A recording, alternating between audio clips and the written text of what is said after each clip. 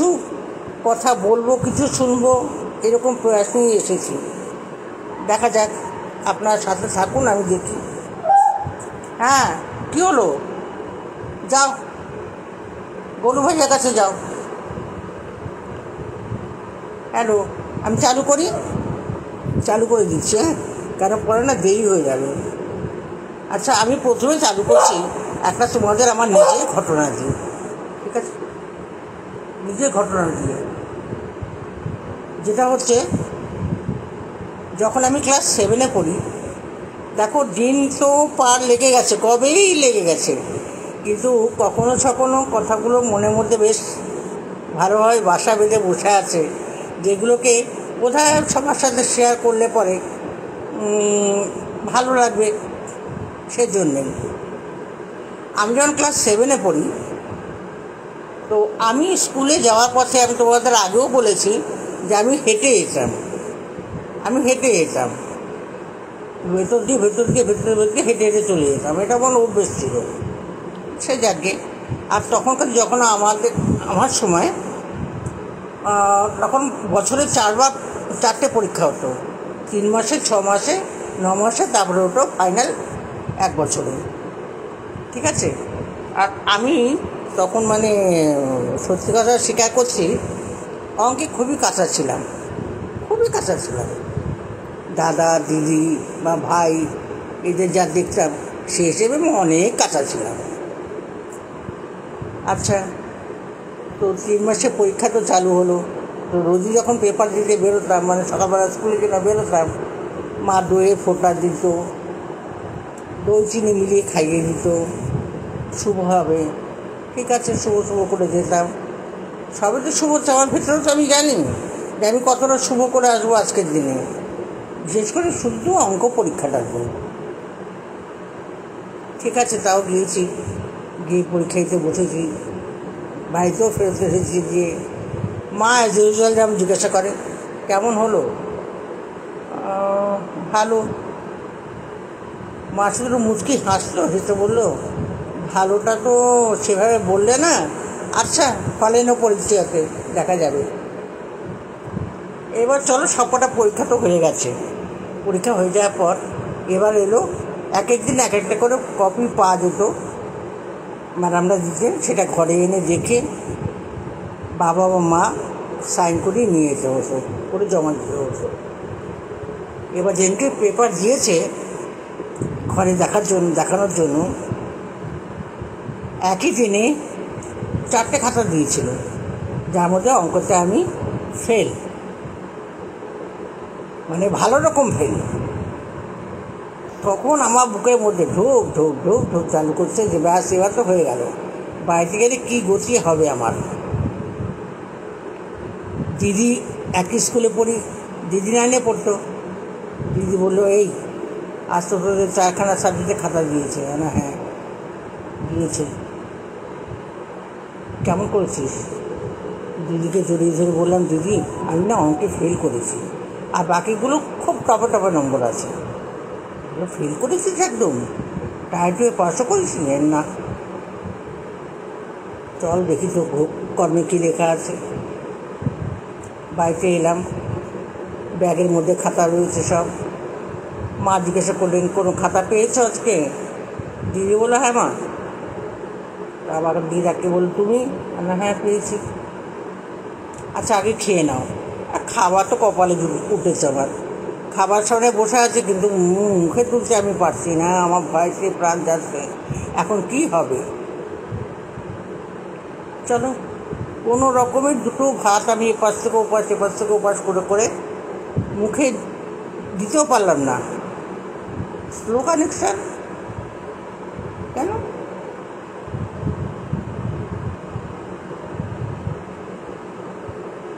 তো উঠে গেলাম, গিয়ে দেখি মা খাটের মধ্যে চুপচাপ বসে আছে। মা বললো, কপি বের করো। এবার কপিগুলো সব এক এক করে, যেগুলো ভালো নম্বর পেয়েছি সেগুলো আগে বার করে দিলাম, যে নাও মা, নাও।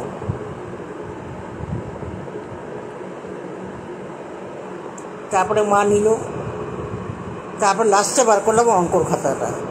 মা বললো, হ্যাঁ এটার জন্য তো অপেক্ষা করছিলাম। কী হয়েছে? আমি তো কান্না চালু করে দিয়েছি, আমার কান্না চালু হয়ে গেছে যে এবার তো আমার কপালে মার জুটবে বা বকা জুটবে, সাংঘাতিক রকম কিছুটা হবে এবারে কুরুক্ষেত্র। দেখি। মা চুপচাপ আমার মুখে দিয়ে চাকে চাকে বললো, বসো, আমার পাশে বসো। বসলাম। মা বললো, কী হয়েছে? তো আমি কাঁদছি তখন। মা বললো, কাঁদছিস কেন? কেননা কাঁদছি কেন? তারপরে মা বললো যে, শোন, তোমরা বিশ্বাস করবে না, যেটা আমি ভেবে এসেছিলাম যে মা খুব বকবে, আমাকে কিছু বলবে, কিন্তু মা কিছুই আমাকে বললেন না। শুধু বললেন যে আমি যে কটা কথা বলবো একটু মন দিয়ে শুনবি। আমি, হ্যাঁ বলো। তো বললো, তার মানে তুই এই সাবজেক্টটাকে, কি অঙ্কটাকে তুই করে নিস নি, বন্ধুত্ব বানাতে পারিস নি, ওর সাথে তো কোনো প্রেম নেই। মনে হলো এই আবার কী কথা, অঙ্কর সাথে প্রেম? তাই বলে, মা ঠিক বুঝলাম না। মা বললো যে, দেখো, সবাই যেমন তুই দিদিকে, দাদাকে, ভাইকে, সবাইকে ভালোবাসিস তো? হ্যাঁ। হ্যাঁ আমাকে, হ্যাঁ তোমাকেও খুব ভালোবাসি। বলে, ঠিক সেই রকম যতগুলো সাবজেক্ট তোমার আছে প্রত্যেকে ভালোবাসতে হয়, শুধু পড়লেই তো হলো না, তাতে ভালোবেসে আপন করে নিতে হয়। আমি ভাবছি আবার কীরকম কথা বলছি, আপন করে নিতে হয়, এবার পর করে নিতে হয়, পড়ার মধ্যে আবার আপন পর কিনে বাবা। তারপর মা এক এক করে বুঝিয়ে গেলেন, যতক্ষণ তুমি এই সাবজেক্টটাকে তুমি নিজে আপন করে নেবে না, ততদিন তুমি কিছু করতে পারবে না। তোমার মাথার উপর দিয়ে হাওয়াই হয়ে বেরিয়ে যাবে। যখন তো তুমি মনে করবে এটা আমার আপন, আমার নিজস্ব, এটা আমার করতে হবে, আই হ্যাভ টু, এটা মনের মধ্যে বসিয়ে নাও। এটাকে মনের মধ্যে বসিয়ে নিলে দেখবে কোথা দিয়ে তোমার দরদরি, তোমার সমস্ত কিছু তোমার হয়ে যাবে, তুমি টেরও পাবে না, আর সেদিনকে তুমি খুশি হবে। আমি অনেকক্ষণ মা দিয়ে তাকিয়ে বসলাম। মা আমাকে যত রীতি, যত জ্ঞান ছিল, সমস্ত ভাণ্ডার বোধহয় খালি করে দিল। দিয়ে মা ওখান থেকে সরে গেলেন। দিদিকে ডেকে জিজ্ঞাসা করলাম, দিদি, মা এটা কী বললো যে ম্যাথ তো অঙ্কটাকে তুমি পর মনে করো, আপন মনে করো না, একে ভালোবাসতে শেখো। দিদি বললো, দেখ, মন দিয়ে যদি ঢুকে করিস, এমন না আমি সব অঙ্ক খারাপ করতাম, মানে ভুল করতাম, আমার সিলি মিস্টেক, আমি রাফে হয়তো দেখলে পর দেখা যায় ঠিক রয়েছে, সেখান থেকে ফেয়ারে আর দিকে আমি করলাম। যাই হোক, তারপর থেকে বিশ্বাস করবে না, 6 মাস মানে হাফ ইয়ারলি পরীক্ষার সময় আমি অঙ্কটাকে এমনভাবে ধরে নিয়েছিলাম যে তখন আমার এলাম 85 পেয়েছিলাম, হাইস্ট পাইনি, 85 পেয়েছিলাম। মা বেদম খুশি। মা বলে, এই না হলো আমার মেয়ে, এটাই চেয়েছিলাম যে তুমি করো। যখন তুমি ওকে দেখো সুন্দর করে তুমি নিলে, তুমি যখন ওকে আপন মনে করলে, তখন মাকে আমি জিজ্ঞাসা করেছিলাম একটা কথা, মা কাকে কাকে আপন করে নিতে হয় আমাকে একটু বুঝিয়ে বলবে? মা বললো, কাকে কাকে আপন করতে হয়? যেগুলোকে তুমি ইউজ করো সেগুলো সবই তোমার আপন, যত রকম পড়াশোনা করবে সব তোমার আপন, তুমি যে বিছানায় আছো ওই বিছানা তোমার আপন, আমি, তোমার ভাই বোন, দাদা দিদি, সব তোমার আপন। তাছাড়া মা বললো, দেখ মা, যেমন বাড়িতে ঠাকুমা আছে, কাকারা আছেন, আমার নিজস্ব কেউ ছিলেন না, আমাদের ঠাকুমা ছিল না, কাকা কাকিমা বা জ্যাঠা জেঠিমা এই সমস্ত কিছু ছিল না, বাবা এক ভাই, কিন্তু আমাদের বাড়িতে ভাড়া থাকতেন না, তাদের আমরা এরকমই ডাকতাম। মা তাই শিখিয়েছিলেন। মা বললো যে, দেখো, এই সমস্ত তোমার আপনজন। তো মা আমাকে মোট কথা, তখনকার দিনের কথা মনে যদি এখন করি, যে আমি ফেল করেছিলাম দেখে অনেক, এখনকার দিনে দেখি মায়েরা সব হাগাও করতে ওঠে, এই তুই ফেল করছিস, তুই নিকমার ডেকে বাড়ি থেকে বেরিয়ে যা, তোকে খেতে দেবো না, তোকে এই করবো না, কত কিছু বলে দেখি, আশেপাশেই দেখি। কিন্তু আমার মা কি সুন্দর করে বুঝিয়েছিলেন। সেই দিনের পর থেকে যতদিন পড়াশোনা করেছি, এখনটা করি না, কিন্তু কোনোদিন আর আমি ফেল বলে জিনিসটা কিছু আমি জানতে পারিনি, বা আমার কোনো কষ্টই আমার হয়নি। এটা ছিল আমার প্রথম গল্প। এটা হয়তো তোমাদের অবাক লাগবে যে গীতাদি কী করছে, এটা সত্যি ঘটনা, যেটা সত্য সেটা সত্য। আমি সত্যকে ঢাকা দিতে পারি না। আর এতে কী লজ্জার আছে? এখন তো 3 কালে গিয়ে 1 কালে ঠেকেছি, 2 বাদে চলেই যাব। সত্যিগুলো বলে দিই না সবার সামনে, এটা তো কোনো ক্ষতি নেই। আচ্ছা যাকে, আচ্ছা শোনো, তোমাদের একটা কথা বলি। আমি না আজকে একটা গল্প তোমাদের বলতে চাইছি, কিন্তু সেই গল্পটা না আমি কিন্তু আগে বলেছিলাম, জানি না তোমাদের মনে আছে কি না। তবে এখানে নয়, লৌকিক অলৌকিককে বলেছিলাম, লৌকিক অলৌকিককে বলেছিলাম। এখন এখানে আমি হয়তো বলিনি গল্পটা, কি জানি না, এক সাধু কি অলৌকিক কি না সেই গল্পটা ভাবছি ওটা তোমাদের বলবো। তার আগে একটা ছোট হাসির গল্প শুনো। হাসি ঠিক নয়, এক মায়ের কাহিনী। আর যা মা বলে উঠেছে, তো আরেকটা মায়ের কাহিনী হয়ে যাক। এটা ছিল আমার জীবনের মা, এবার হচ্ছে অন্য এক মা। মাই হয়, মা কখনো আবার আপনা পর হয় না। ভদ্রমহিলার 3 ছেলে 1 মেয়ে, 3 ছেলে 1 মেয়ে। দিন ভালোই যাচ্ছিল, স্বামী ভালো চাকরি করতেন, গায়ের দিকে বাড়ি, জমি জমা খেতি বাড়ি সব কিছু আছে, ঠিক আছে। হঠাৎ করে মানে যখন বাড়িতে উনি ফিরছিলেন, ওনার স্বামী ফিরছিলেন, ওই গায়ের জমিগুলোর পাশ দিয়ে তো রাস্তা হয়, আসতে গিয়ে সাপে ছোবল দিয়েছিল।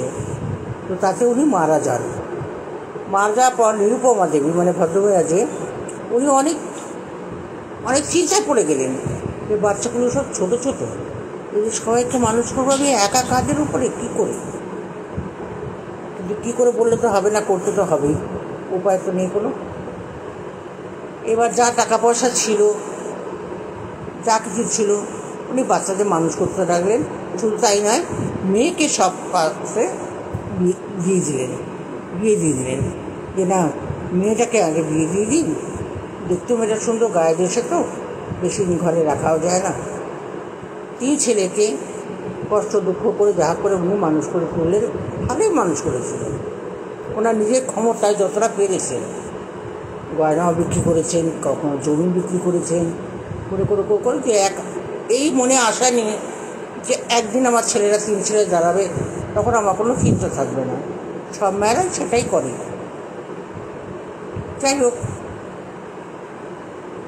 কিন্তু পরবর্তীকালে ছেলেরা এক এক করে যে যা বিয়ে করে ঘরে বউ নিয়ে এলো।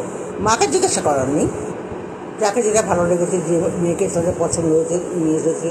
মা তোমার বউ, ঠিক আছে, তোদের জীবন, তোদের জিন্দগি, তোরা যেমন খুশি থাকবি। উনি স্বীকার করে নিয়েছেন, ঠিক আছে। দেখতে দেখতে 3 বউ তার ঘরে এসে গেল।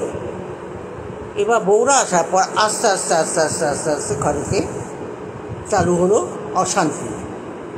হতে বড় বউ একদিন বড় ছেলেকে বলল যে দেখো, মা না সবসময় মেজো আর ছোটো কাজ যা থাকে মা সব করে দেন, আমি দেখি, কিন্তু আমার কাজ কম করে, তা আমি কেন ওর পিছনে খরচা করব? আমি জানি না এটা কি নিয়ম হয়ে দাঁড়িয়েছে, কি ব্যাপার, কি কোনো হাওয়ায় কোনো বিষাক্ত কিছু আছে যে আজকালকার ছেলেরা মা যে জন্ম থেকে মানুষ করে তাদের লালন পালন করে প্রীতি করে মানুষ করলেন, সেই মার কথাটা বোঝার চেষ্টা করে না, সে মাকে বুঝতে পারে না, মার কথা মনে পড়ে না। 2 দিন বিয়ে করে একটা মেয়েকে নিয়ে এলো, তার কথাতে নাচতে থাকে কী করে? বড় ছেলে বললো, হ্যাঁ তুমি তো ঠিকই বলেছ, তো ঠিক আছে, আজ থেকে দাঁড়াও, আমি নতুন করে বিধান তৈরি করে দিয়েছি। এবার সকালে উঠে বিধান দেওয়া হবে বাইরে। বিধান কী দেওয়া হলো? 3 ভাইতে বসে 2 ভাইকে ডাকলো, বড় ছেলে ডেকে বললো, দেখ আমি একটা কথা চিন্তা করে দেখলাম। ভাইরা বললো, কী চিন্তা করেছো বলো? বলে, চিন্তা এটাই করলাম যে আজ থেকে মা আমাদের প্রত্যেকের কাছে 1 মাস করে থাকবে। বললো, হ্যাঁ 1 মাস করে থাকবে মানে? বললো না, 2 মাস করে থাকবে। 2 মাস করে থাকবে, আর বাকি মানে বাকি কি রোটেট হবে, 2 মাস 2 মাস 2 মাস 2 মাস করে ঘুরবে, এভাবে আমাদের চলবে। ছোটো ছেলে জিজ্ঞাসা করলো এটা কারণ, বলছে কারণ একার উপরে জোর পড়বে না, আর আজ থেকে 3 জনের হাড়ি আলাদা। সবাই মেনে নিল যে বড় ভাই বলেছে, মা তো চিরকাল শিখে এসেছে বড় ভাই যা বলে সে কথা মানতে হবে। ঠিক আছে,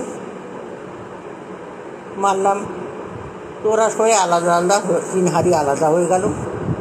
এবার মা বেচারি ঘুরে ঘুরে কখনো বড় ছেলের কাছে 2 মাস, তারপর মেজো ছেলের কাছে, তারপর ছোটো ছেলের কাছে, এরকম করে ঘুরে ঘুরে ঘুরে ঘুরে উনি থাকেন। আস্তে আস্তে আস্তে আস্তে দিন পার হতে লাগলো। ভদ্রমহিলা ধীরে ধীরে পরিণত বয়সে, মানে ভালো রকম বয়স হয়ে গেল। তখন ছেলেরা একদিন বললো যে মা আমরা তোমার খরচা চালাতে পারছি না, আর পারবো না, এবার তুমি তোমার নিজের রাস্তা দেখো। তো বলো আমি আমার রাস্তা দেখবো, এখন এই বয়সে গিয়ে কোথায় যাব, কোথায় যাব, কী করবো? তো বললো তা তো যাই না, তো তোমাকে রাস্তা দেখতে হবে, আমরা আর পারবো না। তখন বড় বউ উঠে বললো যে মা এক কাজ করুন, আপনি তো অনেকদিন আপনার ভাইয়ের বাড়িতে যান না, তো আপনি আপনার ভাইয়ের বাড়িতে গিয়ে থাকুন না, আপনার তো সেখানে সম্পত্তির ভাগ আপনারও আছে, আপনি যান আপনার ভাইয়ের বাড়িতে, সেখানে থাকুন। তো বললো আমি তো সেই ছোটোবেলা বিয়ে হয়ে এখানে এসেছিলাম, আমার তো রাস্তাঘাটও কিছু মনে নেই বৌমা, তা আমাকে কি কেউ ছেড়ে আসবে? কারণ আমি ছেড়ে যেতে পারবো না, আমি ভুলে গেছি রাস্তা। তো বলছে যে তো বেশ এক কাজ করুন, চিঠি লিখুন একটা, আপনার ভাই এসে আপনাকে নিয়ে যাবে। বললো ভাইকে চিঠি লিখবো?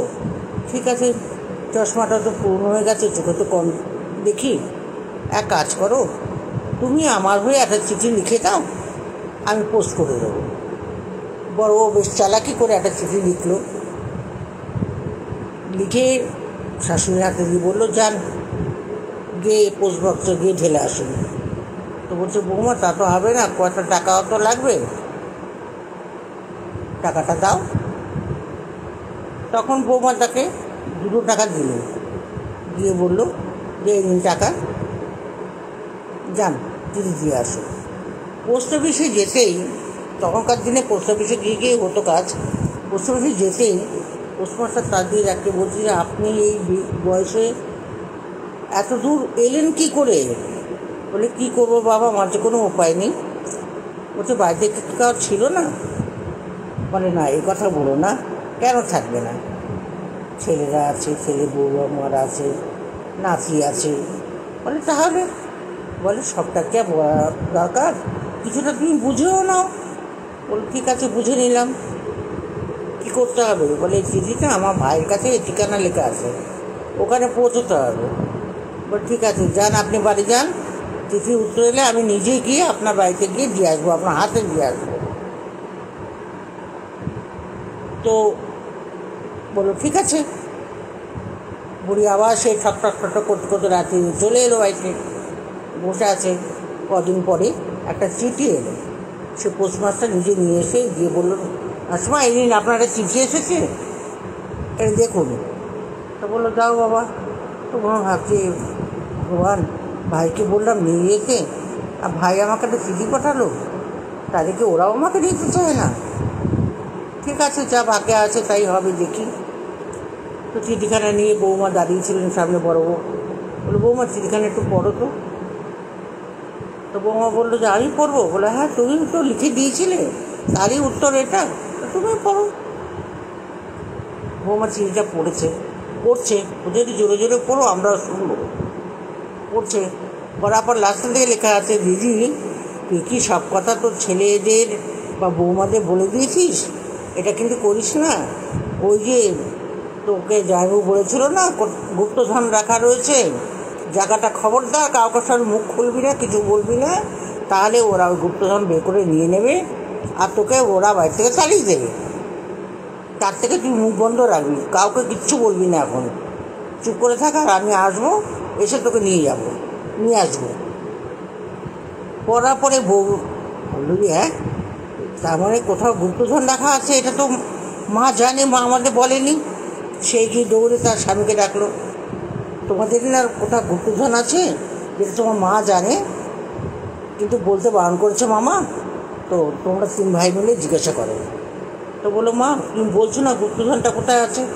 বলে, বাপু আমি তো কিছুই জানি না কোথায় গুপ্তধন আছে।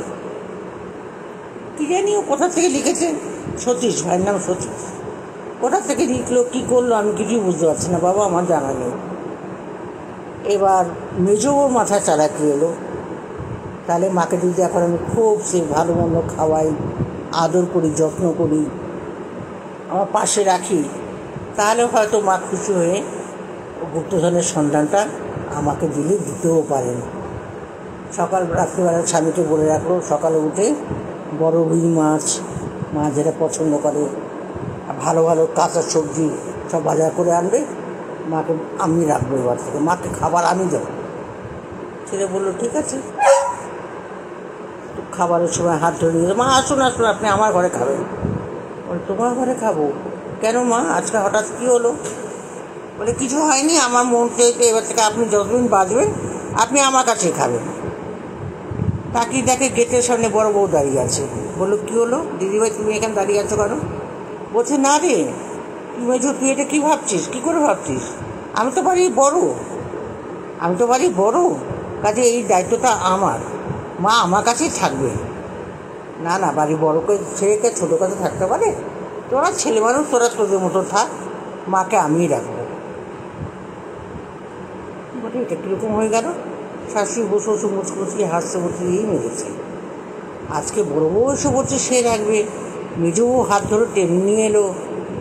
আচ্ছা দেখা যাক।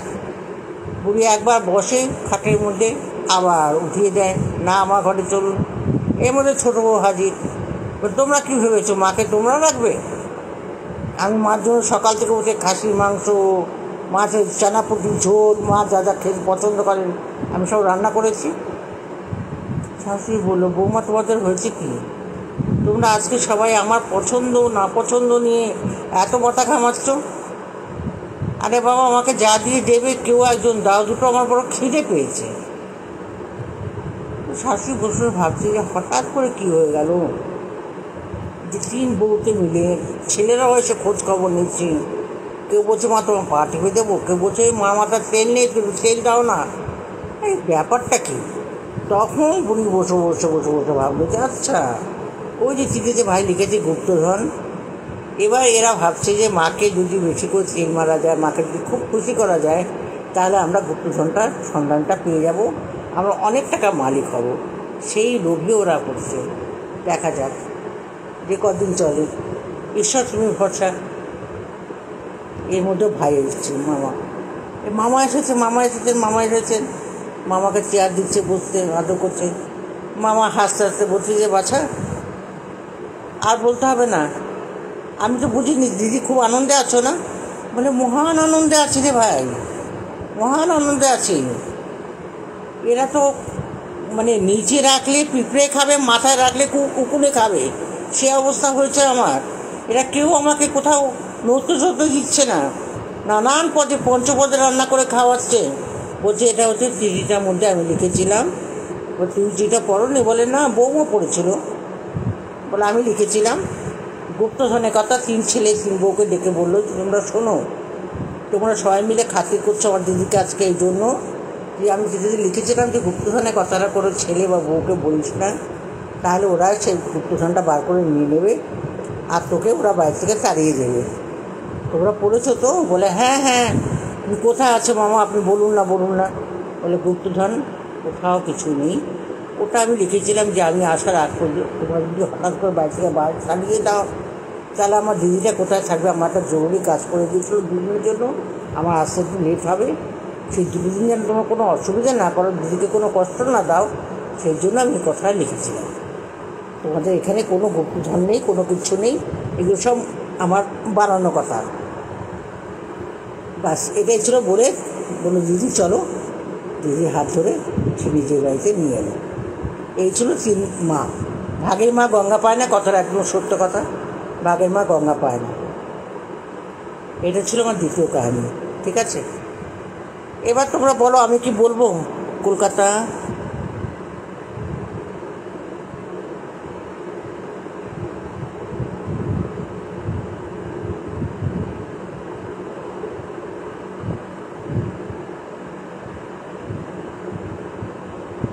এটা এটা কলকাতা কাহিনী ছিল না, এটা ছিল নরেন্দ্রপুর গায়ে, নরেন্দ্রপুর গায়ে কাহিনী ছিল একটা।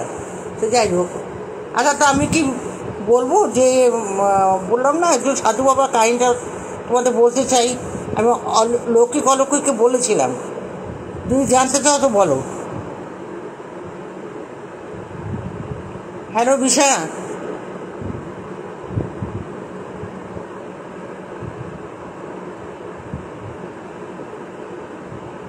চুলটা দেখাবো, তুই আগে বল। বলবো? আচ্ছা শোনো, আমরা তখন থাকতাম নেপালে, ধানগাড়ি, ঠিক আছে, তাড়াতাড়ি বলি কারণ এটা না অনেক লম্বা। ধানগাড়িতে থাকতাম, ধানগাড়িতে থাকার সময় কী হতো, যদি ফ্যাক্টরি যে জিনিসপত্র লোহা লক্কর যা যা আনতে হতো, আমাদের যেতে হতো পালিয়া। গরিফান্টা বলে একটা জায়গা আছে, ওটা হচ্ছে তোমার কী বলবো, এই যে কী বলে এটাকে, বলো না, ও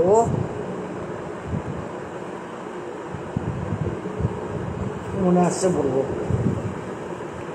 গরিফান্টার থেকে, ওখান থেকে বাস চলে, বাস চলতো, যে বাসের মধ্যে 4জন করে, 4জন বা 6জন করে গানম্যান থাকতেন, পুলিশ থাকতেন পাহারা। তার কারণ বাসটা যে পার হয়ে পালিয়ে যে আসবে, মাঝখানে পড়ে দুধুয়া ন্যাশনাল পার্ক, অনেক বড়, যার মধ্যে শুধু জানোয়ার নয়, ডাকাত থাকতো, যারা এসে লুটপাট করে নিয়ে যেত। শুধু লুটপাট করে নিয়ে যেত না, মেরেও ফেলতো। সেই জন্য কেউ নিজের প্রাইভেট গাড়ি নিয়ে আসতে গেলে পরে, যদি আসতে চায়, তাহলে আমাদের কী করতে হতো, আমরা ওইখানে গরিফান্টাকে দাঁড়িয়ে থাকবো। সেখানে যখন বাস ছাড়বে, বাসের সাথে সাথে যাওয়া হতো, ঠিক আছে, বাসের সঙ্গে সঙ্গে যেতে হতো, যাব।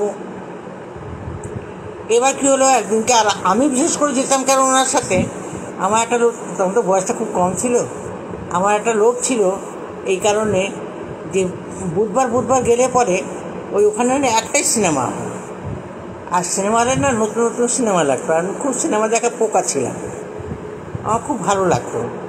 তো আমি সেই জন্য ওনার সাথে চলে যেতাম, চলে গিয়ে ওখানে থাকতাম, হোটেলে উঠতাম, উনি গিয়ে ওনার কাজ করতেন, আমরা হোটেলে বসে খাওয়া দাওয়া করা, বয়স করা, 1:30টা থেকে শো হতো, তারপরে যেতাম সিনেমা দেখতে। তার আগে উনি কাজকর্ম খেয়ে আসতেন। আচ্ছা ঠিক আছে। তো একদিন কী হয়েছে, আমরা গরিফান্টার থেকে মানে এরকম গেছি, আমি তো গাড়ি নিয়ে যেতাম, গিয়েছি। এবার পালিয়াতে পৌঁছানোর পর ওখান থেকে হোটেল বেশি দূর নয়, কাছেই, চলো সব মোট কথা হোটেলে গিয়ে উঠলাম। যখন হোটেলে গিয়ে উঠেছি, একটুখানি মানে সিঁড়িতে উঠতেই এখানে সামনে ডান দিকে হচ্ছে তোমার ম্যানেজারের রুম, ওপেন, কোনো রুম ছিল না, ওপেন, ম্যানেজার বসতো, 3-4টে চেয়ার আছে, টেবিল আছে, আর এরকম। তো সেরকম বিরাট হাইফাই টাইপের কিছু ছিল না তখনকার দিন। আজ থেকে এটা না হলেও মনে করো 35, 36, 38 বছরও আগেকার কথা বলছি। তো যাই হোক, ম্যানেজার বসে আছে,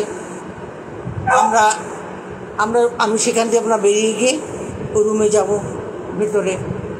তো রুমে চলে গেছি, যাওয়ার সময় আমি দেখেছি একজন বৃদ্ধ ভদ্রলোক, বৃদ্ধ নয়, মাঝবয়সী ভদ্রলোক, ওইখানে ম্যানেজারের পাশে বসে আছেন চশমা চোখে। আমি দেখেছি, আমি দেখিনি তা নয়, চলে গেছি, কেউ এসেছে, কেউ বসে আছে, তা আমার কি, আমি অত ধ্যান দেবো কেন, ঠিক আছে।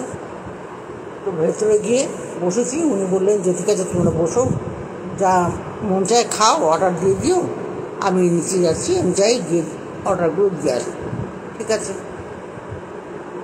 এর মধ্যে ম্যানেজারের যে একজন কর্মচারী, সে এসে বলল যে ম্যাডাম, আপনাদের না ওই যে ওখানে যে বাবাজি বসে আছেন, উনি না একটু বলেছেন দেখা করতে।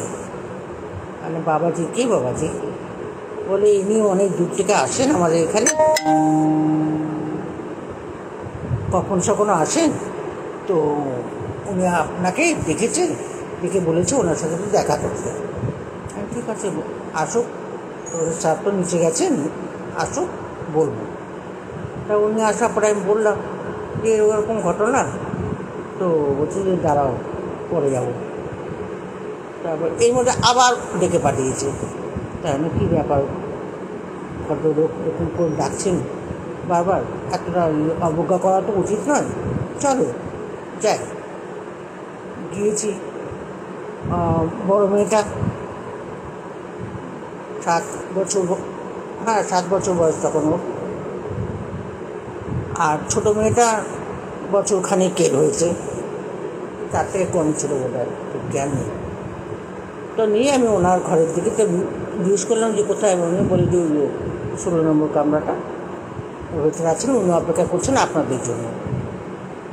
যেতে দেখি খাটের মাঝামাঝি সাদা চাদর পাতা, আর তখনকার দিনে হোটেলে সাদা চাদরই থাকতো, এখনও থাকে। উনি বসে আছেন, আলতি পালতি মেরে বসে আছেন। ওনার চেহারা হচ্ছে যে গাটা একদম মানে কালো ঠিক নয়, শ্যামবর্ণ, পিঠটা আর বুকের এইগুলো একদম নীল, কালো নয়, ফর্সা নয়, নীল। আর এখান থেকে পিঠের মধ্যে পিঠটা দেখা যাচ্ছে এই পর্যন্ত নীলচে আভা ভরা। মানে এটা কীরকম হলো? চোখগুলো বড় বড়, চশমা চোখে নেই, যেটা আমি যাওয়ার সময় দেখেছিলাম চশমা চোখে, তখন চোখে চশমা ছিল না, উনি বসে আছেন। তবে হ্যাঁ, গলায় 2টো রুদ্রাক্ষের মালা ছিল এবং স্মাইলিং ফেস। আমাদের দেখে বললো বসো। বসলাম। বসার পরে উনি অনেকক্ষণ তাকিয়ে থাকেন। তা হাজা হলো মুখের দিকে কেউ অন্য এক ভদ্রলোক এরকম করে তাকিয়ে আছে, একটু তো বিব্রত লাগেই, আমারও লেগেছিল। তো ঠিক আছে, তাকিয়ে আছে, আমি চোখটা নিচু করে নিলাম। তখন বললো, মা তুই লজ্জা পাচ্ছিস? তা আমি মুখটা নিচু করে রেখে বললাম, হ্যাঁ কিছুটা তো বটেই।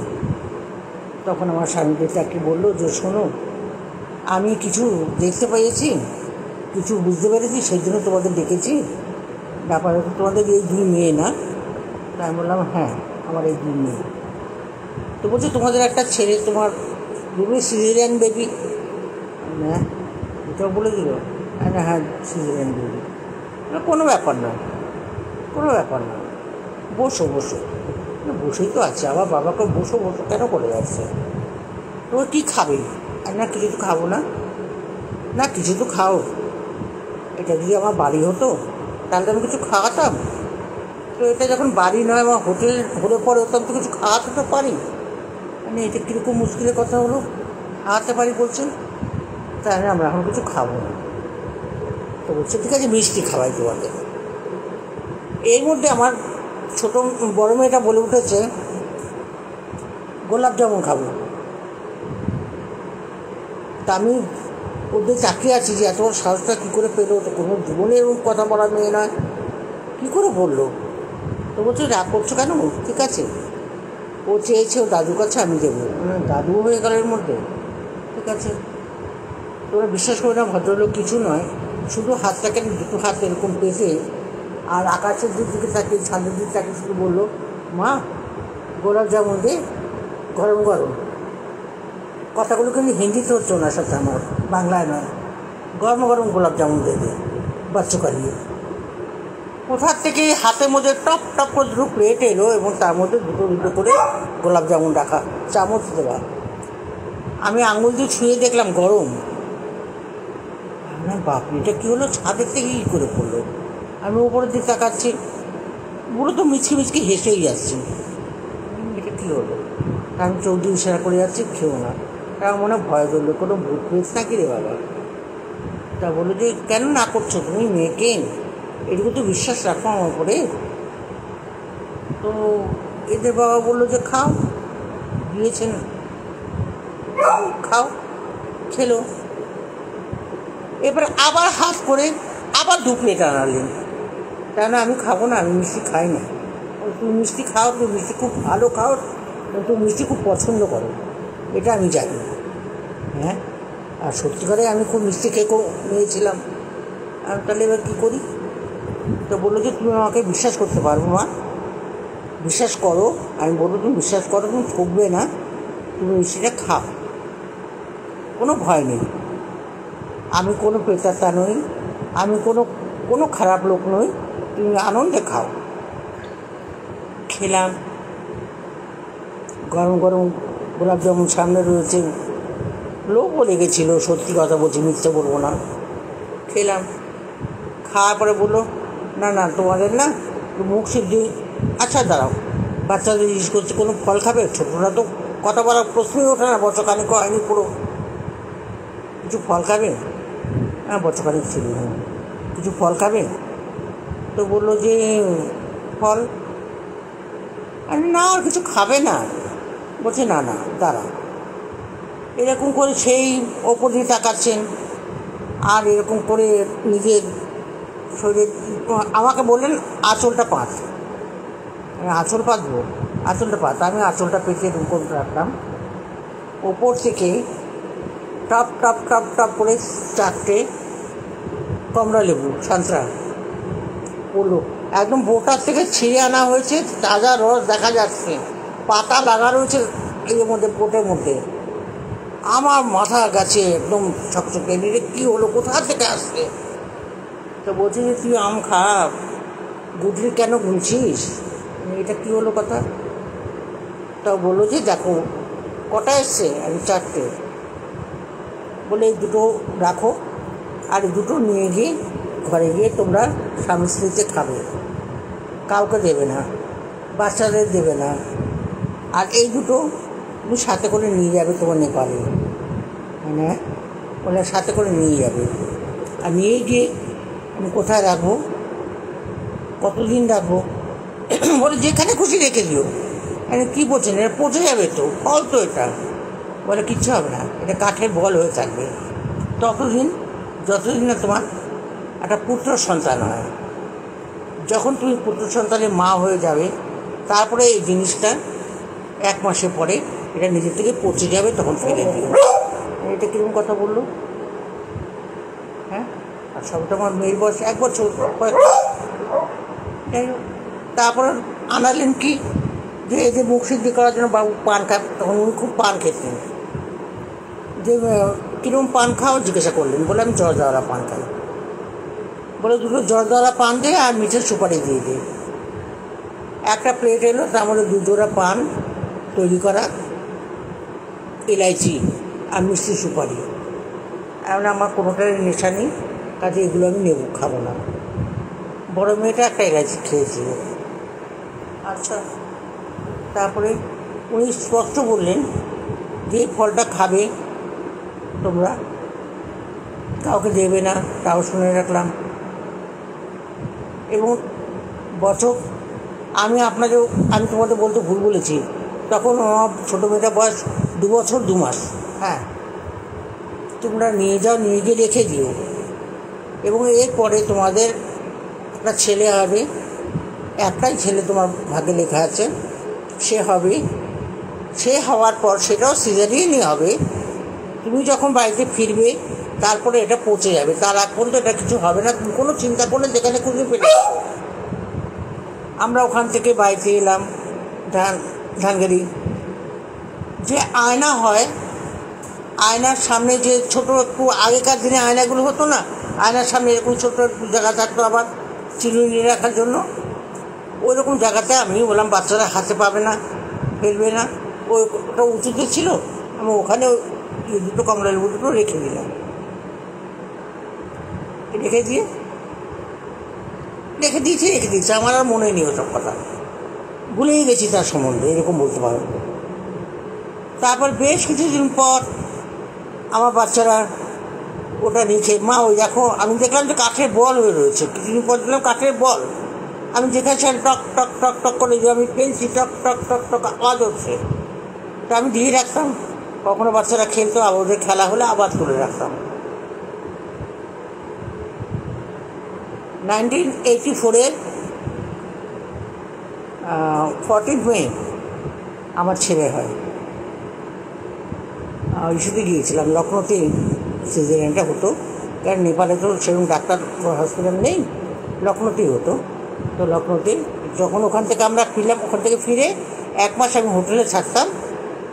1 মাসের পর স্নান টান করে তারপরে আমরা ফিরতাম, কেন শরীরটা খুব ঝাঁকুনি হতো। বাড়িতে ফিরে দেখছি তারপরের দিন যে যেখানটা রেখেছিলাম কাঠের বলগুলো দুটো, সেগুলো পচে থাকতে একদম পোকায় ভরে রয়েছে। মানে এত অবিশ্বাস্য যে আমি যাওয়ার সময়ও দেখে গেছি কাঠের বল, আর যখন আমি ফিরেছি ওখান থেকে তখন ফিরে দেখছি যে ওগুলো পচে পুরো থকথকে পোকা গিলবিল গিলবিল করছে। তো চাকরটাকে বললাম যে এগুলো সব ফেলে দিয়ে ডেটল জল দিয়ে ফিনাইল দিয়ে ভালো করে পরিষ্কার কর। কিন্তু একটা ভুল হয়েছিল, উনি আমাদের বলেছিলেন, একটা ভুল আমি করেছি আমার লাইফের, মানে এটা বোধহয় চরম ভুল যাকে বলে, যে ছেলে হওয়ার পর উনি সীতাপুরে থাকতেন। এ কথাও বলেছিলেন আমি সীতাপুরে থাকি, আমার বাড়ি চিনি ফ্যাক্টরির পেছন দিকে, আমার মন্দির আছে। তোমাদের ছেলে হয়ে গেলে পর যদি তুমি মনে করো তুমি ছেলেকে করে করে আমার কাছে এসে ওখানে একটা পুজো দিও। তবে আমি কেন গিয়েছিলাম না আমি সেটাও বলে দিচ্ছি, যে ওনার মা কালীকে পুজো করার জন্য উনি যে পঞ্চমন্দির আসনে বসে পুজো করতেন, সেই পঞ্চমন্দির আসনে এসে পুজো করার সময় ওর মধ্যে মদ ঢালা হতো। উনি বলেছিলেন, তো আমার কথা বলেছিলেন যে আমি এই জিনিসটা নিতে পারবো না কিনে, কেন আমার অভ্যেস নেই, আপনি আমি টাকা দিয়ে দেবো, আপনি কিনে নেবেন? বলে হ্যাঁ, আমার ছেলেরা ওখানে দাঁড়িয়ে থাকে, ওরা কিনে এনে দেবে। আমরা এই কাজটা করিনি, এটা আমার চরম ভুল রয়ে গেছে। আজও পর্যন্ত বোধহয় আমার আর যাওয়া হয়নি। তখন তো কাছেই ছিল, সীতাপুর যেতে গেলে বিশেষ কোনো অসুবিধা ছিল না, মাথায় ছিল না। এটা তো ওই কালো ভদ্রে তোমাদের সাথে গল্প করতে গিয়ে তার মাথায় এলো, এটা ভুলেই গিয়েছিলাম জিনিসটা। তো এটা একটা বিরাট বড় ভুল করেছি। তবে হ্যাঁ, ওনার স্বপ্ন উনি এসেছিলেন, আমার সাথে কথাও হয়েছে। তবে এরকমও হয় জীবনে, কখনো কোনো পরিপ্রেক্ষিতে কারোর সাথে দেখা হয়ে যায়, সে যে কী রূপে আমাদের সাথে দেখা দেন আর আশীর্বাদ দেন, সেটা বোধহয় আমরা বুঝে উঠতে পারি না, বা হয়তো কেউ ধরতে পারি না। কিছু একটা এরকম হবে, যেটা আমার সাথে হয়েছিল, যে ভদ্রলোক আমাকে ডেকে নিলেন, নিয়ে একদম কন্যা স্নেহে বসালেন, কথা বললেন, আমাদের দিলেন, এবং হয়তো ওনার আশীর্বাদ আমার এই ছেলে, ওনার কী স্বার্থ ছিল? ওনার তো কোনো স্বার্থ ছিল না, নিঃস্বার্থ প্রেম যাকে বলে, সন্তান মনে করে। আর যখন আসছিলাম ওনার কাছ থেকে তখন বলেছিলেন যে হ্যাঁ রে মা, আবার দেখা হবে তো তোর সাথে? হ্যাঁ বাবা, দেখা হবে। বাবা কিন্তু আমি ডেকেছিলাম, এটা কিন্তু মিথ্যে নয়, আমি কিন্তু বাবা বলেছিলাম। তবে কিন্তু আমি এখন স্বীকার করি, আমি সব সময় স্বীকার করি, পুজো করতে বসেও বলি যে বাবা তোমার সাথে আমার দেখা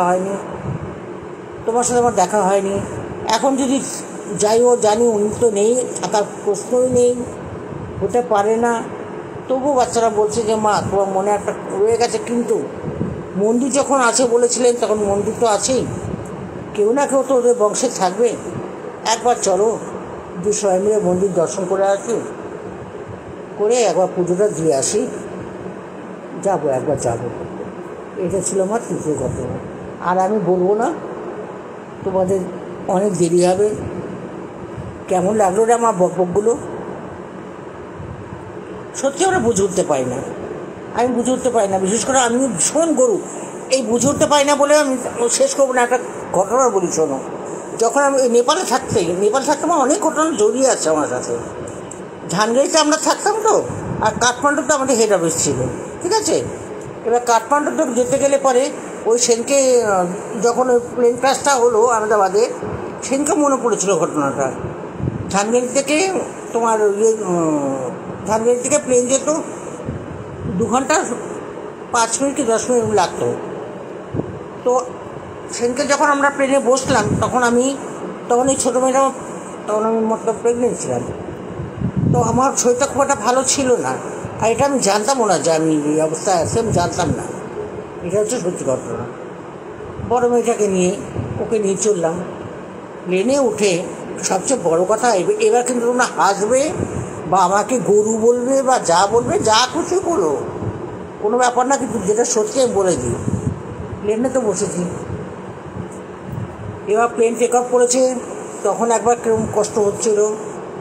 যখন নামছি না, আমাকে মনে হলো আমার ভেতর থেকে সমস্ত খাবার দাবার সবকে আমি মানে আজকে দেখেছি। গেটের সামনে যখন এসেছি আর আমি পারিনি, আমি হর হর করে বমি করে দিয়েছি।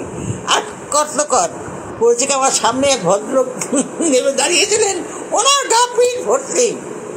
ভদ্রলোক এরকম করে ঘুরে দেখতে আমাকে, আমি আর দেখলি কি আমার তখন চোখ টোক দিয়ে জল বেরোচ্ছে, আমি আমার মধ্যে নেই। পিছন থেকে আমাকে কে ধরেছিল তাও আমি জানি না।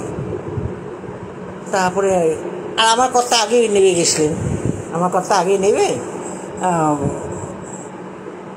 উনি আগে নেমে দাঁড়িয়েছিলেন, মেয়ের হাত ধরে দাঁড়িয়েছিলেন। তারপরে যাই হোক আমি সেখান থেকে বেরোলাম, কেউ জল এনে দিল, চোখে জল ঝাপটা দিলাম। তারপর যখন জল ঝাপটা দেওয়ার পর ভদ্রকে দেখে আমার কী লজ্জা করছিল, এত লজ্জা করছিল যে বলার কথা নয়, যে ভগবান পৃথিবী তুমি ফেটে যাও, আমি ঢুকে যাই। আমি অনেক হাত জোর করে ক্ষমা চাইলাম। তারপর আমার কথা বললেন যে আপনি এক কাজ করুন, জামাটা খুলে দিন, বোতামটা খুলে এটা ফেলে দিন, ওই ডাস্টবিনে ফেলে দিন, নিচে নেমে এসে ফেলে দিন, আমি আপনাকে আমার জামা দিচ্ছি, আপনার হয়ে যাবে। তখন সে বলে যে একটুখানি দাঁড়ান, লাগেজটা বেরোক বাইরে, বেরোলে আমি তার থেকে আপনাকে শার্ট পরিয়ে দেবো, আপনি গেঞ্জিটাও ফেলে দিন। তো উনি গেঞ্জি শার্ট সব ফেলেছে। আমরা অ্যাটাচের মধ্যে পাউডার কৌটোর আছে, একটু পাউডার ছিটিয়ে দাম কিছু। তারপর ভদ্র শুধু তাকিয়ে আছে আমার দিকে, আমি মেরেছে, হয়তো সুযোগ পেলে আমাকে একটা চর না মেরে বসে। আমার মনে মনে এটাই আমি গুনছি, হয়তো চর মেরে বসবে না। তারপর লাগেজ আসার পর প্রথমে লাগেজ ওখানেই খুলে ওর থেকে গেঞ্জি একটা জামা বাকটি বলে, দেখুন আমার সাইজ তো এরকমই, আপনি এরকমই আছেন, পড়ুন। পিঠে পাউডার লাগিয়ে দিল, গেঞ্জিটা জামাটা দিলেন হাতে, অত পরলেন, কিছু বলেননি, শুধু বললো ওনাকে ডাক্তার দেখিয়ে নিন, মনে হচ্ছে উনি অসুস্থ, শুধু এইটুকু বলেছিলেন। যাই হোক সেখান থেকে নেমে টেবে তারপরে আমরা গেলাম, গিয়ে হোটেলে উঠলাম। আগে হোটেলে ওঠার পর উনি ডাক্তার ডেকেছিলেন, ডাক্তার ডাকার পর যে ম্যাম ডাক্তার ডাকছো কেন, করে দিয়েছে একবার তো করে দিয়েছে, তো কী হয়েছে বুঝেন না, দাঁড়াও। ডাক্তার এসে দেখেছে, পরীক্ষা টরীক্ষা করে সব করে বলে দিল খুশি খবর, হ্যাঁ মরেছি। তখন জানতে পারলাম যে যাই হোক। এবার বলি তার পরের দিনকে তো বললো চলো এবার একটু ঘোরা যাক, এসেছি যখন আমি অফিসের কাজ করে নেবো, চিন্তা নেই, চলো। তা আমরা ওখান থেকে সে হোটেলের থেকে গাড়ি নিয়ে গিয়েছিলাম পশুপতিনাথ।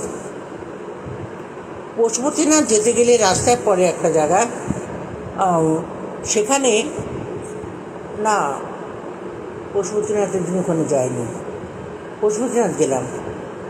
পশুপতিনাথ সম্বন্ধে এত শুনে রেখেছিলাম, কিন্তু গিয়ে না সেই মানে একটা যে মানসিক শান্তি লোকে পায়, সেই শান্তিটা আমি পাইনি। কেন পাইনি সেটাও বলছি, যে ভোলে বাবা মাঝখানে রয়েছে আর চারদিকে না এরকম করে ঘেরা রয়েছে, আর গেট এই ছোটো এইটুকু এরকম একটা গেট, ওটা এখন কী হতে জানি না, তখন ছিল তাই, গেট বন্ধ, এরকম বড় একটা তালা। আমি এটা কী হলো, এটা কী হলো, মানে ভেতরে ঢুকতে দেবেন না? তো বলো না, ভেতরে ঢোকার তো নিয়ম নেই, ভেতরে 11 জন ব্রাহ্মণ ঢোকে পুজোর জন্য, এখান থেকে করুন। আমি সত্যি বলছি মনটা তো খুব কষ্ট পেয়েছিলাম, তাও নমস্কার করলাম, পুজো করালাম ওনাদের হাত দিয়ে, কিন্তু যে একটা মানসিক শান্তি কেন এনে পেলাম না। যা ওখান থেকে বেরিয়ে এলাম। তারপর ড্রাইভারটা বললো যে আপনাদের একটা জিনিস দেখাই, আমাকে বললো যে আপনাকে একটা জিনিস দেখাই, খুব খুশি হবে।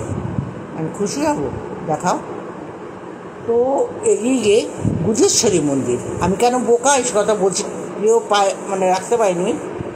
বুধেশ্বরী মন্দিরের ভিতরে ঢোকার পর একটা গোল জায়গা আছে, এখানে তো মন্দির প্রতিষ্ঠা করার মানে সব ঠাকুরের রয়েছে, সেখানে তো নমস্কার করো, পুজো করো, সে কথা আলাদা। এই মাটিতে 5 জন মেয়ে ছেলে সাদা কাপড় পরা মাথায় কাপড় আছে, মুখ হাতের উপর ঢাকা, মুখ দেখা যাচ্ছে, এমন না মুখ দেখা যাচ্ছে না, ঢাকা, সব আলতু পালতু মেরে বসে আছেন। আর মাঝখানে একটা গোল একটা জায়গা, সেটার মধ্যে একটা কলসি আছে, যেটা জলের মধ্যে ডুবে আছে। তারা ওই জায়গাটা ঘিরে বসে থাকে। তুমি দেখতে চাও, তুমি এরকম করে দেখতে পারবে, হাত দিতে দেবে না কেউ। আর আমার তখন কচি বয়সে যে উঠে যাবে হাত দেবো। আর ওরা সমানে বার করে যাচ্ছে যে না, ওরা মন্ত্র জপ করছিল না। আর আমি বলছি আমি দেবো, আমি হাত জোর সমানে অনুরোধ করে যাচ্ছি যে আমাকে একবার হাত দিতে দাও। তখন বলছে একজন মহিলা এলেন উঠে, এই 5 জন কিন্তু মুখ দিয়ে কথা বলছে না, এসে বললো দেখুন আপনি অনেকক্ষণ থেকে হাত জোর করে অনুরোধ করছেন, ঠিক আছে মানলাম, কিন্তু কথা হচ্ছে যে আপনার হাত দেওয়ার পর আমরা এটা দিই না, কাউকে দিতে দিই না। হাত দেওয়ার পর যদি কিছু পান সেটা সযত্নে রেখে দেবেন, যেখানে যাবেন, যে কোনো কাজে যাবেন, যা চাইবেন সব পূর্ণ হবে। তবে পাওয়ার কথা নয়, কেন মা দেন না।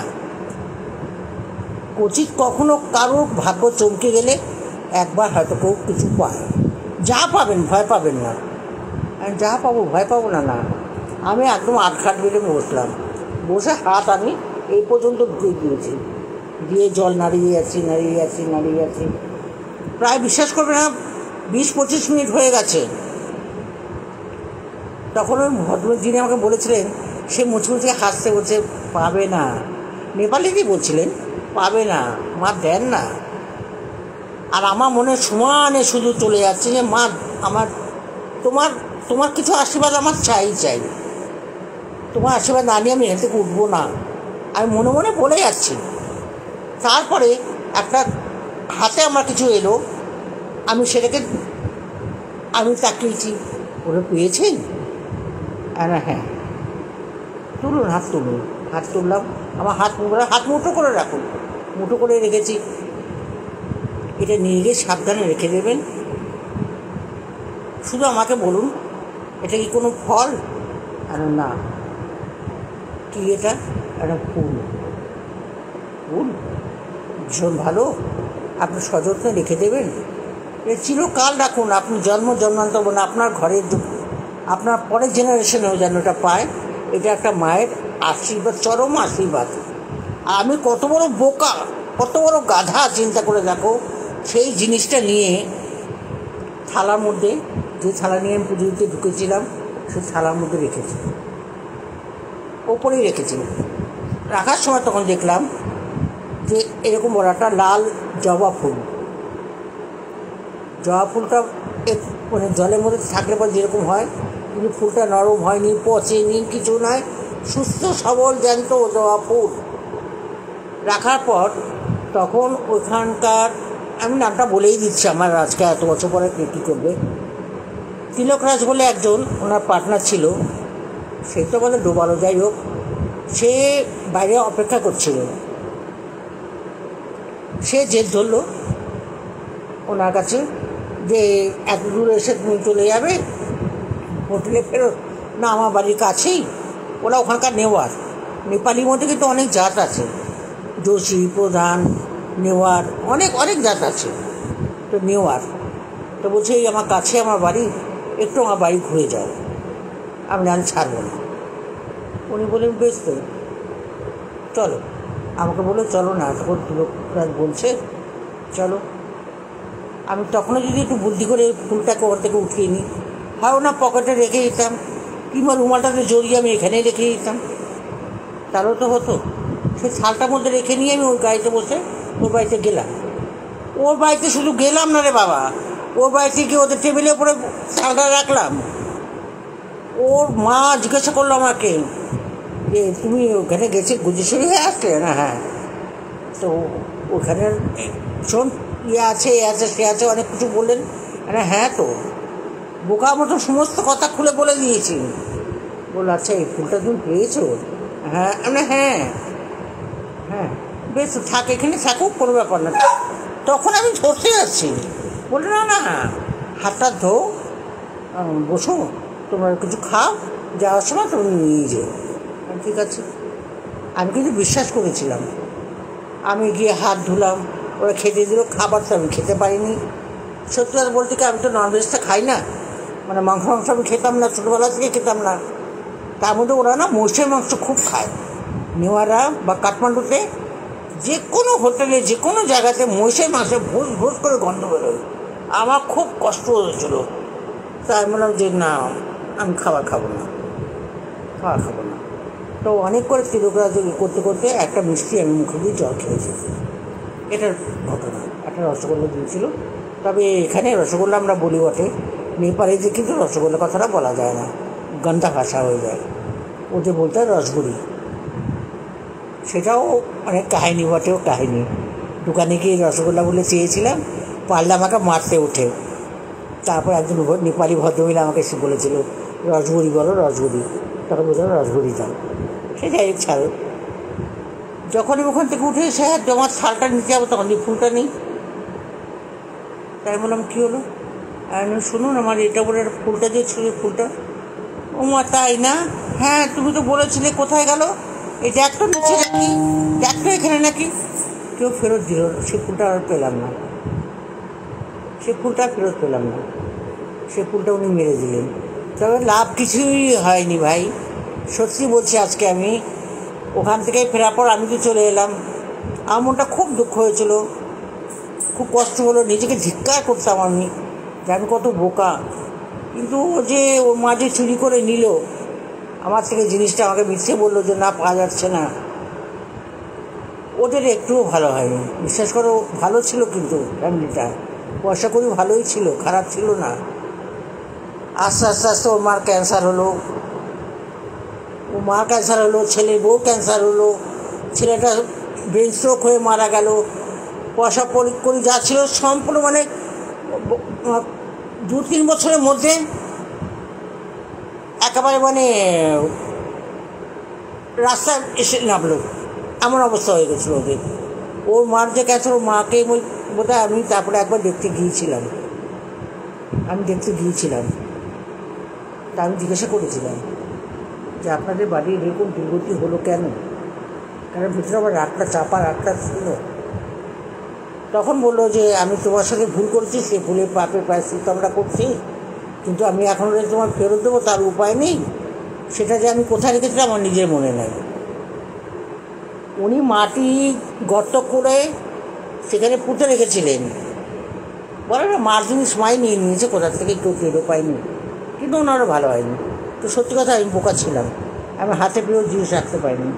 কয়েকবার হয়েছে আমার সঙ্গে এরকম, কয়েকবার হয়েছে, মানে বিরাট বড় কথা নয়, কিন্তু আমি রাখতে পারিনি। তোমাদের তো অনেক দেরি হয়ে যাচ্ছে, তোমাদের অনেক দেরি হয়ে গেল। আমি এখানে শেষ করেছি, ঠিক আছে? না সত্যি কথা, পাওয়া অন্য কোনো মেয়েদের এটাই হয়। এটা হয়েছে মানে আমি নিজের চোখে দেখলাম রে তনু, নিজের চোখে দেখেছি ওদের অধঃপথ। মানে আমি, হ্যাঁ, তারপরে একবার বুদ্ধেশ্বরী মন্দিরে আরেকবার গিয়েছিলাম, কয়েক বছর পর গিয়েছিলাম।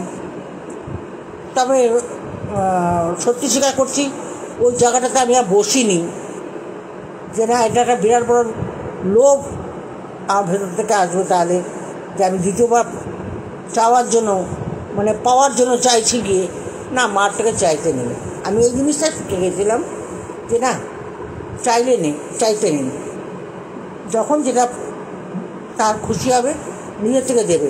আর ওনার আশীর্বাদে সব কিছু যা আছে, যেটুকু আছে সেটুকুতে আমি খুশি, এবং এটুকু আমার জন্য যথেষ্ট। এইটুকু দিয়ে যেন আমাকে বাঁচিয়ে রাখে শেষ দিন পর্যন্ত, যেন এইটুকু যেন আমার সাথে থাকে। আমার অধিক পাওনার আমার কোনো প্রয়োজনীয়তা নেই। আমার হাজব্যান্ড, তখন আমি প্রথম কেঁদেছিলাম, তখন উনি বললেন যে যেটুকু তোমার ভাগ্যে লেখা আছে সেটুকু তুমি পাবে, তুমি কেঁদো না। আর ও নিক না। একে তুমি একদম ব্রাহ্মণের মেয়ে, ব্রাহ্মণের বউ, তুমি তার মধ্যে তুমি উপোস করে পুজো দিয়েছো, তারপর তুমি ওটা হাতে পেলে, তোমাকে মা নিজের থেকে যখন দিলেন, তুমি সেটা তোমার অজ্ঞানবশত তুমি রাখতে পারলে না, তো ঠিক আছে, তেমন তোমার ছিল না। যেটা তোমার নেই ছিল না সেটা তুমি কেন দুঃখ করছো, তখন আমি ভুলে গিয়েছিলাম সত্যি তোর আমার ছিল না। ব্যাস, আজকে আর কথা বাড়াবো না, অনেক বকবক করলাম, তোমরা অনেক সহ্য করলে, এটাই মানছি। এবার তোমার টার্ন, তুমি এসো। একটা ভালো গল্প বলার জন্য মন খুব ছিল, কিন্তু আজকে আর সময় নেই। এদিকে আমার বিগু হা করে অপেক্ষা করছে, আর আমার মেয়ের ছেলেটা, রূপসানার ছেলেটা এখানে আছে, ওইটা ট্যাক ট্যাক করে কিছু বুঝতে পারছে না আমার কথা, এই ভাষাও বোঝে না, ও চোখের দিয়ে তাকিয়ে রয়েছে, শুধু চোখের দিয়ে তাকিয়ে আছে, আর খেলনাগুলো নিয়ে নিয়ে টুক টুক টুক টুক করে এদিক ওদিক করছে। আমি দেখে যাচ্ছি, কাজে কাজে এখন আমি রাখি। তোমরা সবাই ভালো থেকো, সুস্থ থেকো, আর এবার তুমি কবে আসবে আমাকে বলে দিও। আমি রাখলাম। যদি কোনো ভুল বা তোমাদের কোনো রকম অসুবিধে হয়ে থাকে, sorry for that. Okay, bye. ভালো লাগলে লাইক শেয়ার করে দিও, ঠিক আছে? ছাড়ছি। Okay, bye bye, good night.